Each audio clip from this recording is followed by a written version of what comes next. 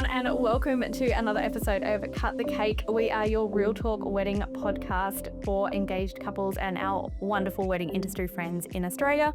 My name is Tanya and I am the owner of the Event Wanderer Co. And as always, I'm joined by my wonderful co-host, Melanie from Melly Rain Creative. How are you today, Mel? I am good.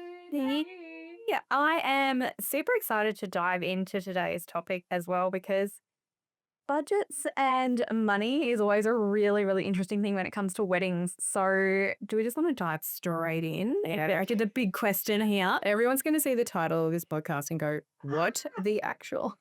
Exactly. So the title for today's episode is the 100K wedding and what it actually gets you. More than a point. So why are we having this conversation is probably the $1 million question. Why are we having this conversation? Because we want to be really upfront, to be honest. There are so many things to consider with a wedding, and we really just want to break down the cost because there are so many people that would start the wedding planning process, have no idea of costs.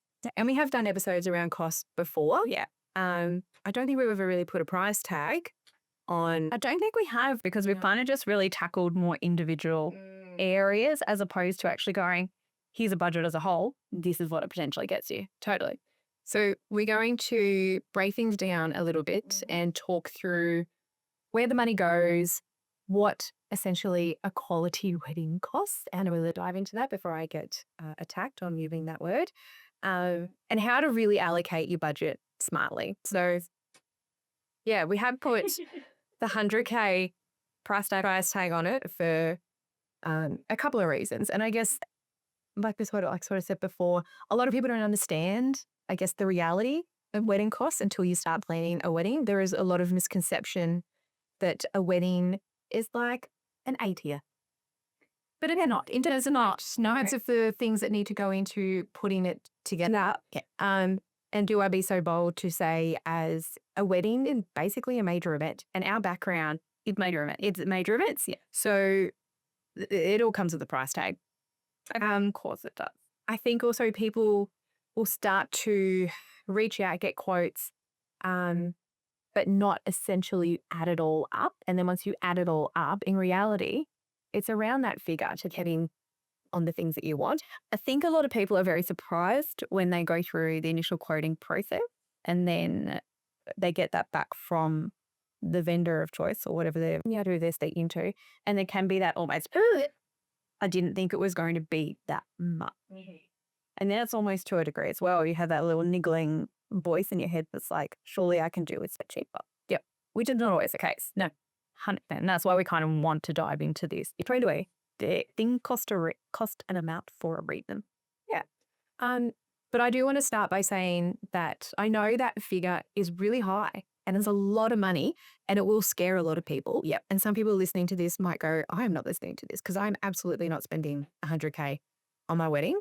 But before you come at me, I just want to make it really clear that I am not the planner that makes couples spend unnecessarily. Like my biggest role is to really help couples understand where the costs can lie. Yeah. And then, and I'll use this word a lot, invest in your wedding, how you choose to do it, and invest smartly and wisely and strategically. Yeah. So you can absolutely have a wedding for less than 100K. Like I've done it before for people and it's absolutely fine and you'll have a beautiful day. But the couples that I work with, there is a level of value and trust that they want to put in their vendors to create something that they really envisage for their days. And that type of quality does come with an investment.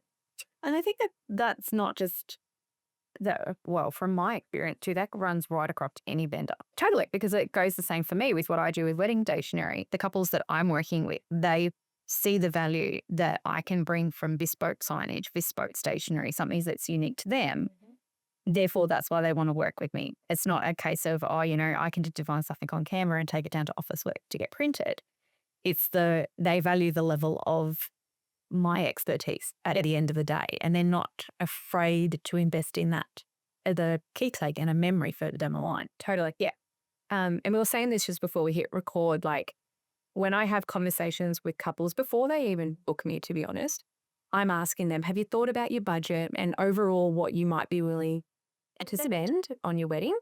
And I'm very honest with couples. And I'll say at that point, like based on what you've said to me, like we're probably looking around that 100K mark. And it's not to mislead couples or to set an expectation that you have to spend 100K, because some couples that I work with, we end up spending less than 100K. Some spend more than 100K, but it gives you a figure to start off with, because there are so many people that don't work with a planner, do it themselves, don't really have any idea of the cost, start booking things in, commit to things way too soon. Yeah.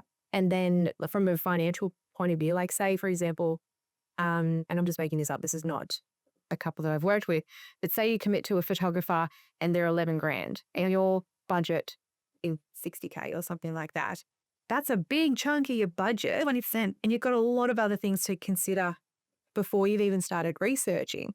So I say that figure just to give a realistic expectation of what you could spend, but I'm not saying that's what you will spend. No, 100%. Yes. All right. So do we want to dive into where the money actually goes? Yeah. So I'm going to preface that all of these figures, like they're vendors, there's no rule with vendors across the board on what you should charge or what it's going to cost you. So I've sort of broken it down to top level vendors. I think I've got 88. So I have to double check, but there's a few that I'm going through and I've given a bit of a range cost wise because it varies on so many different things. But again, it's just to give you an idea of where it could lie. And I should also say, like, a thing that I do with all of my couples when we start working together, and basically this exercise. Yeah. So Excel is your best friend. 100%. I use an Excel document where we basically list down all the vendors that you are looking at, might need to look at, need to think through, have a chat through what you're sort of envisaging, what the brief is really for that vendor. And then based on what you tell me, I then turn around and go, I think it's going to cost around this much. Yep. And we go through every single vendor for that.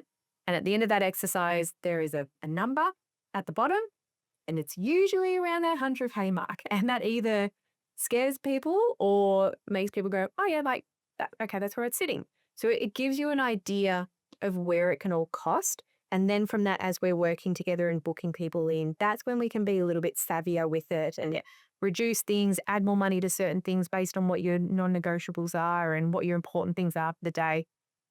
So yeah, these figures are from my experience as a planner. So take it with a grain of salt. You might find things that are way less or way more, but this is what I know. All right. So biggest expense, number one, drum roll. What do we think it is? What do we think it is? I think we both say one, but we know it is. We want to know. Venue, 100%. Well, between venue and catering, they will be your biggest expenses as a whole. And a lot of that has to do with your guest numbers. Yes. So simple math, more guests you have, the more expensive it's going to be. The more food you need, the more seats you need, the more tables you need, whatever, drinks, everything. So, and I should also say these figures are more based around Victorian venues as well in Australia. So just keep that in mind as well. So venue hire, with the venues that I know I've worked with, the type of venue, it could be a total DIY blank canvas. It could be a venue that includes accommodation, all the trims, 3-day hire. It goes from one extreme to the next. Yes. But depending on what you want, you're looking anywhere between maybe $5,000 and $30,000. Yep. The venue hire. Yep. So my thing that I would preface with that is when you are looking at your venue hire, ask for the venue's full wedding package inclusion. So you can really just sort of see what the value is with what they're asking, and ask for their T's and C's as well. So you can have a really good read of where the breakdown is. Exactly. So I think when people see venue hire, they can freak out a little bit if it is on the higher end. But once you start breaking down what it includes, it can help. It can really help. And like it does explain the value a little bit more. And there's things like, staffing costs and insurance and, all the alcohol that they bring in the bar and stuff like that. There's all these other things to take into consideration when you're looking at that. So before freaking out, just look at the exclusion. which probably is the reason why it extends under 2. You always kind of need to look at the venue and this one, which is catering, hand in hand. Totally. Because sometimes you might find that the venue might just give you a higher cost for the venue itself, excluding potentially catering. Like, does the venue do in-house catering for instance? If that's the case, they might be on the slightly cheaper side because it's just a shell that you're effectively hiring. Yeah. But then you've got to bring in all those extra amenities and services, such as your staffing costs, all that. So it's really kind of, those are two elements that I personally believe you've got to look at hand in hand to see what your total cost can be across those two potentially. And it's quite time consuming, like breaking down the venue and the catering side of things. Because like you said, some venues have a separate venue, high fee, and then plus catering, and some include it all. Yeah, so it could be like, a $400 head spend, but that's your venue hire and your catering. So you've really just got to use that Excel spreadsheet and just break it down. And Excel is your best friend. But I'm obsessed with Excel. Yeah. Okay, so on catering, like again, guest count, I reckon like around sort of that 100-person mark. Yep. For food and beverage, most venues will do like a 5 or a 6 hour package, anywhere between like 20K and 35K. Yep.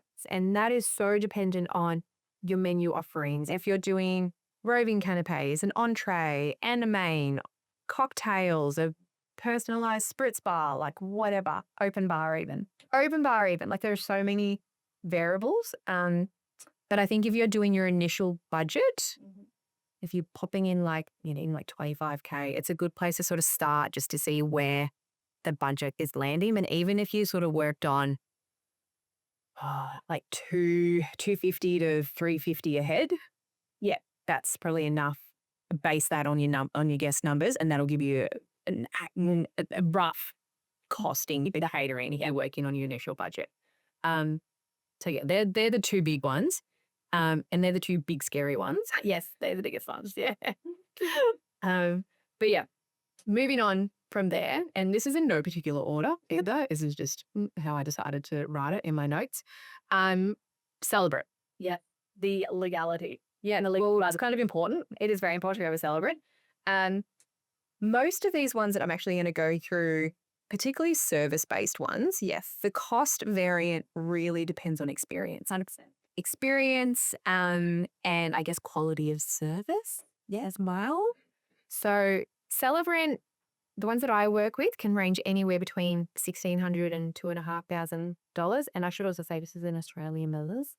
And that is really down to their experience. Yeah. There are some celebrants who do it as a hobby, which is absolutely fine, but they are usually on the lower end of the cost because it's like supplementary income for them, and maybe they don't have as much insurance or as much equipment that they need to be aware of and stuff like that.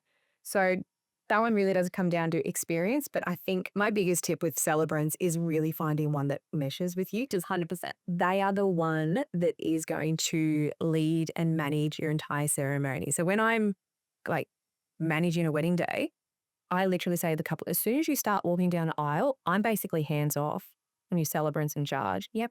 So then they set the tone, don't they? 100% they set that tone. Yeah. And depending on the couple's personality, like you need to find one that meshes. Like if you're quite a reserved couple, you probably don't want someone who's really loud and outgoing. No. But if you're loud and outgoing, you probably want someone who's a bit more loud and outgoing. Exactly. So yeah. Okay.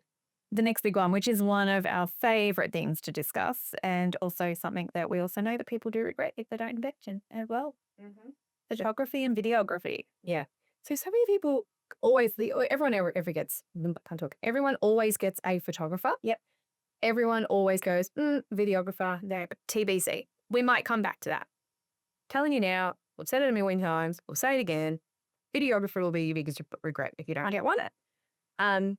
Cost-wise, they can vary a little bit. Usually photographers are a little bit more expensive than videographers. Anywhere between like $5,000, $12,000, depending on so many things. Experience is one, inclusion's another, how many hours they're there, how many people, how many photographers you have, what you're getting after. the wedding day, like how many photos in the album, pre-hours time, exactly. So many things. Videographer is around anywhere between like that $4,000 to maybe 9, 10 grand. Again, depending on what you're getting, if you're doing like add-ons, like bigger films, shorter films, how many people are there on the day filming. There's a lot of variance.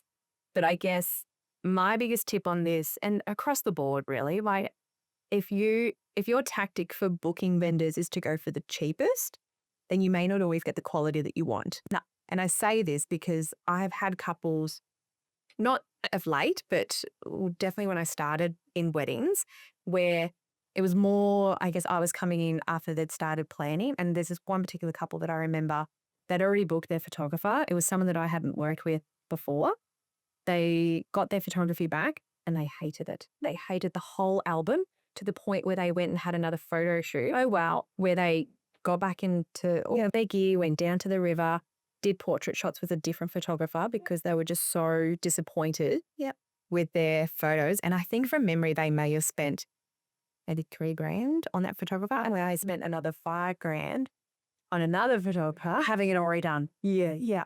So yes, that's just my hot tip there. Don't always go, cheap is not always better. No, exactly. Motto in life, really. All right. Now on to the next thing, the entertainment. Mm-hmm.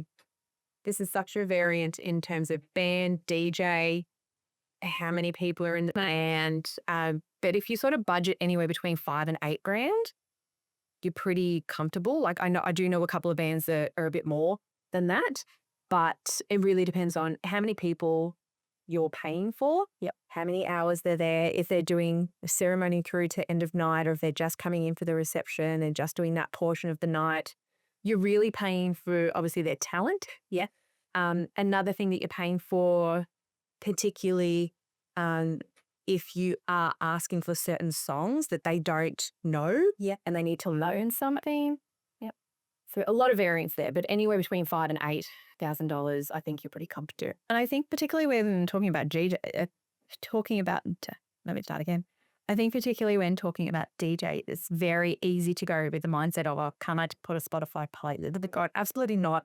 Blah. Please don't. And also, we had an amazing episode back in season 1 where we spoke to One More Song, all around actually what a DJ bring to the evening as a whole. And it's something that I think we both learned a lot from having those guys on. But also, it's not just about actually playing music. It's about how they read the room and they look at what the guests are doing. Like they dance the vibe on the dance board. Do we need to have something more engaging? So particularly in terms of any form of entertainment, you can't devalue what that band and what the human side of the entertainment actually brings and what they're able to actually breed across the room. I will say this. I have one tip because I just did a whole one about Spotify with music. But I will say this because like I said earlier, like I will be the planner to help you be savvy with your costs where I can, based on what you tell me. But if music is something that's important to you, but maybe, $8,000 is a little bit out of the budget, I'll be the first to turn around and say, okay, let's get some good music this ceremony, like acoustic or violins or whatever it is that you want. Canopy hour, let's stick on that playlist. Yeah, because no one's really looking at the entertainment.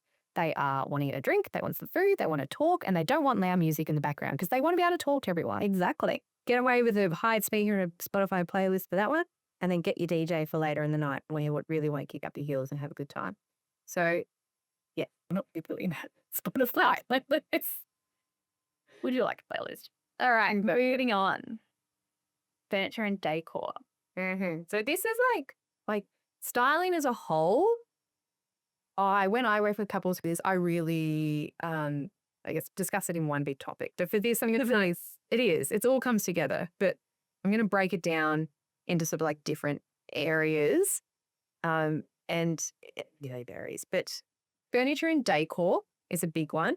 But my tip for this is to always start with what your venue includes. 100%. If it's the aesthetic that you like, just use it. If you actually don't care about what, color plates you have, all the cutlery, then just use what they've got and then work your styling around that. So really depending, again, on your styling brief, venue inclusions, it can really vary. Like you could spend less than $2,000.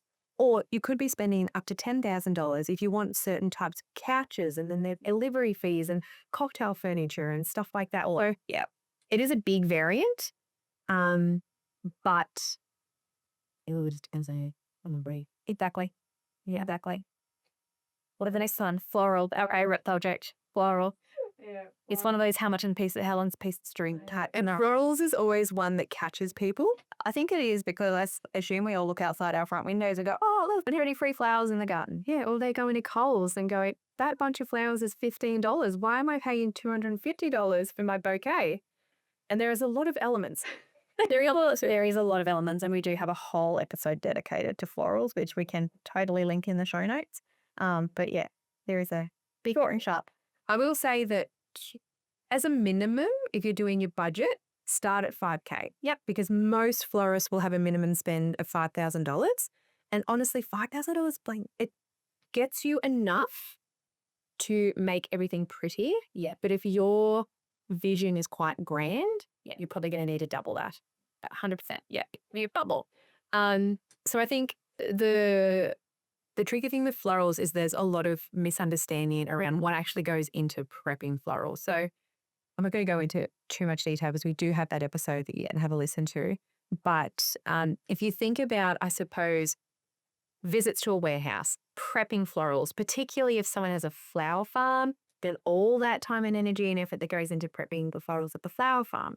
Then there's the designing time, and then there's the going to get the florals, and then prepping the florals leading up to the day, and the storage, and then putting things together, and then on the day setting things up, and depending what your florist does, whether they're coming back and composting or whatever they're doing to help pack up. So there's so much service that goes on putting florals together. It's not simply just picking a rose from a rose bush, No. and putting a bow around it. 100%. Yeah. Now, there is stationery. I feel like I want you to talk about this one a bit more. It is up my alley. So I think with stationery, it really does come down to, one, what you're looking for and how much emphasis you do want to put on whether or not you're going with a bespoke design that's very unique to you. It's one of a kind, never going to be used again. Or looking at something more along the lines of what we in the industry term as semi-custom. It's something where we've spent time designing the beautiful suite that you just come along and you put the details into. And we know that that particular design can lend itself to any type of styling. So it then also comes down to what you want to include. Welcome signs, seating charts. Do you want invitations to not just be a single invitation in an envelope? Do you want it to be an RSVP card? Do you want a detailed card?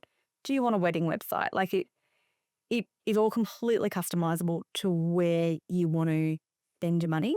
And you can be looking at something as cheap as $500 for a set of invitations for 60 people, through to up to $10,000 if you want to go really, really grand with your styling. And particularly in this day and age where we are not just talking about working with paper and foam board or PVC or anything. Like, we have the ability to print on beautiful luxurious fabric.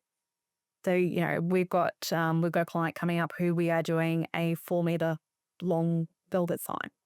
It's going to look stunning and it's going to look amazing, but it's not on the cheap side. But that's where they see the value in that type of thing. So it really does kind of come down to, what are you looking for? What do you want? Do you want all of your guests to have an individualized menu? Do you want them all to have a personalized menu? Do you want it? And I love this as an idea. Do you want to write a handwritten note to every single one of your guests so that when they sit down to have their meal, there is something that is unique to them? Then the message to the person next to them is going to be completely different to what they're reading themselves. So stationery it's just been blown out of the water in terms of what we do. And, there's so many options nowadays, like with what we're working with and fabrics and materials. But the other side of that is, as well, is if you want to put all of your eggs in that basket and you are happy doing your own designs, then obviously we can support with printing options that do take things from, a basic level to the next level, still giving you that option, but then removing from it the design costs that a designer might actually have as well. So yeah, it's a big one. It's a big variant. It's a big, big variant. So, okay. Hair and makeup. Hair and makeup. The one I feel like people don't probably pay enough attention to. I think it definitely surprises a lot of people. Yeah. Catching people off guard. Yeah. Yeah. And again, like, Just not know what goes into it. But and particularly how it adds up is how many people you were having hair and makeup for. Yeah. So if you're having a small wedding party, you're probably going to be fine with, keeping that on the lower side. But as soon as you get any more than 4 bridesmaids, it's adding up.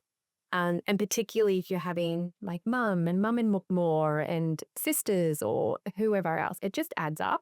And this is a totally different topic, but depending on what you're feeling comfortable in terms of what you're covering and then what bridesmaids are covering or family are covering, it can add up quite quickly.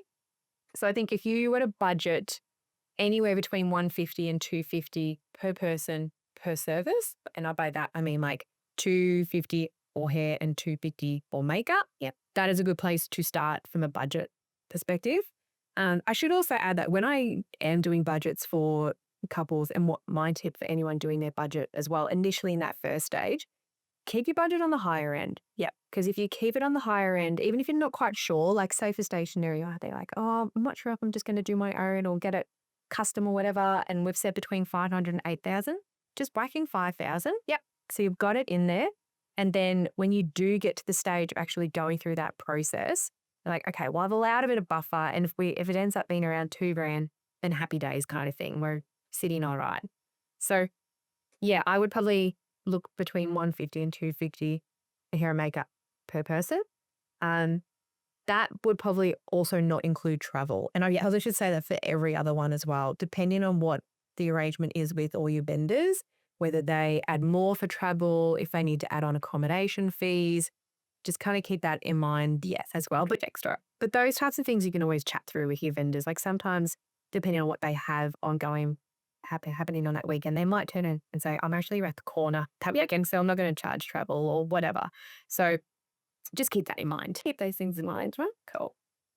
I'm going to touch on wedding planning. Can I say that's the big one? I know. But before I get into that one, I do just want to say, like, there are other things like to take into consideration, like cake, bridesmaids dresses, suits, shoes, accessories. Yep. Those things. Guest book, any other like sort of additional touches that you may want to add. Entertainment that's more along the lines of Like content creators and mic painters and an ice cream card game, like that, but anything. So if there are other things that are sort of sit outside of that, I guess they're the main high level ones. So just make sure you add in like those little extra things that you might need to take into consideration. But all of those things like the cake, dresses, foods, all that, it's personal choice, 100%. Like whether you go like full blown hiring or custom. So yeah, it does vary a lot for other things, but just keep that in mind if you're doing that. all right, to the golden one, the wedding. The golden one. This is the most boring one. I should have started with this one. The thing that ties it all together, I think, probably more than anything. I know. Now, like all of them, it varies so much. Wedding planning fees will vary based on experience. Yep. Is a big one. Level of involvement, like how involved in the planning that they are. Yep. That particular planner and what they want to charge based on how involved they are. Yep. Their experience, the brief from the couple, depending on whether it's at an established venue or if it's a full-blown property wedding and something like that.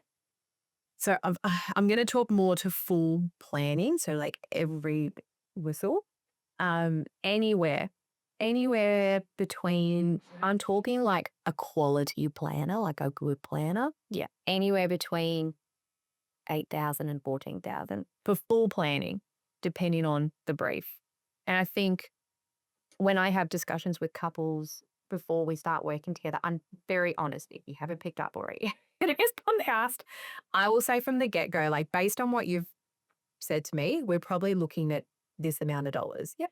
And sometimes that scares people because it's the first, like if they haven't reached out to anyone, it's the first cost that they're hearing. And if I'm turning around saying it's going to be around 12 grand, they kind of have a bit of a mini heart attack. Yep. But then I sort of explain to them like this is what we're going to do. And like, I'm not joking. I talk for 10 minutes talking through everything that we're going to do together. Yeah. And the amount of hours that goes into planning someone's wedding, like we've said before, it's a major event. It's 100%. It's not just a little backyard barbecue. There's traveling, there's designing, there's hours of admin. There's more than just me on the day. There's a team of people on the day, maybe even a team of people in the lead up doing bits and bobs. You are really paying for time, value, and experience 100% when it comes to planning.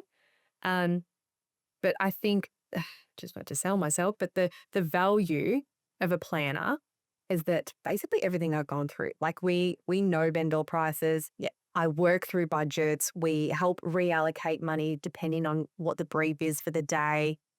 You're paying for intel, Yep. and wedding know-how that you will not be able to Google. No. And I think that's probably the most critical thing is like knowing when you've explained to me what you do, like when you go out to a vendor, you're not just going out to one vendor to source a quote. You're going out to several vendors of the same type to get the best thing for your couples that also, are one, going to be able to service the venue more to the point, particularly if you're not in a metropolitan area or you're being more regional, cutting down on things like those travel times and those additional costs. Like you have that intelligence that I'm very smart. exactly on base level, but you have that wedding intel, that vendor intel of knowing who's willing to do what, where the hidden costs are potentially going to be. Yep. And you can't flip for us on that at the end of the day. Yeah. Yeah. Like I have a couple that I'm working with at the moment, and they're doing a property wedding and we're bringing everything in. So like down to like cutlery and crockery and glassware, Which is really common for a property wedding. Exactly. So we got a quote from someone, and full disclosure, the quote was around 10 grand. Yep. So like all the kitchen equipment and everything. And that quote, I know that's way too much. Yep. So I'm having discussions with the people that I'm talking to going, this is ridiculous, basically. Yeah, fair enough. It should be around XYZ. Yep.